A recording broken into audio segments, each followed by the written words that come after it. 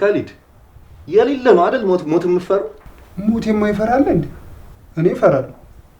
አስቡት እስቲ አላገባንም እኮ።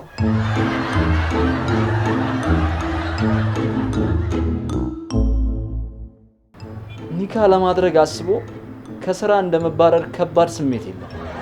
ምን አይነት የትዳር እይታ ነው ፎቢያ የሆነባት እቺ ልጅ? የምን ፎቢያ?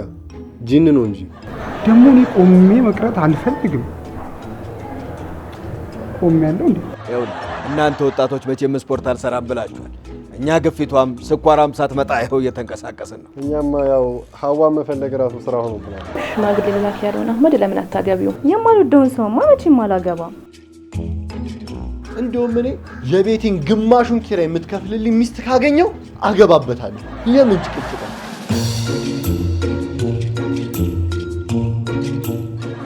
ሌላ ግብተህ በኋላ እሷ ብትመጣስ? ያው ያላት አማራጭ ሁለተኛ ሚስት ሆና መኖር ነዋ። የዘመኑ ወጣቶች ደፋሮች ናችሁ እኮ። ይኸውልህ ሰላት ተረጋግተህ ቀልብህን ሰብሰብ አድርገህ የምትሰግደው እንጂ ቀልብህን ኳስና የታክሲ ገቢህን እያሰብክ የምትሰግደው አይደለም።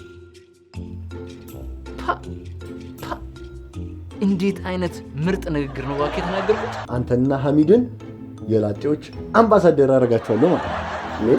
የላጤዎች አምባሳደር? ቤተሰብ የተሰበሰቡበት መክሪን መፋቂያ አድርጉልኝ ባለች ቅጽበት እናትየው ራሷን ስተው አሁን ደረጃ ሁሉ አለቀ። ለትዳር የሚሆን መልክ ቁመና ነበረኝ፣ ሚስት አጣሁ እንጂ። አላህዬ ኧረ ተው ሚስት ስጠኝ። ኧረ እባክህ ይሄን ፐርሰንት ተው።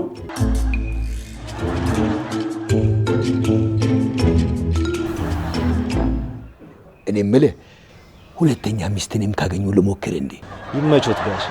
ግን ታዲያ ለምን ባለቤት ሆነ ያማክር? ይደደ ካማከርኩማ አንተን ነው ማማክረው።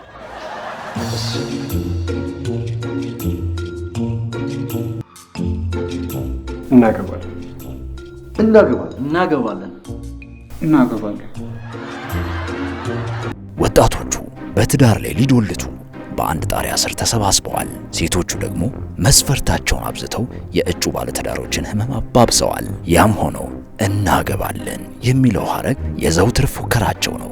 ድስት የለ፣ ፍራሽ የለ፣ ሽንኩርት የለ፣ ዘይት የለ፣ ቤት የለ፣ እናገባለን ግን ዕለተ ቅዳሜ ግንቦት 16 ከምሽቱ 3 ሰዓት ጀምሮ በሚንበር ቲቪ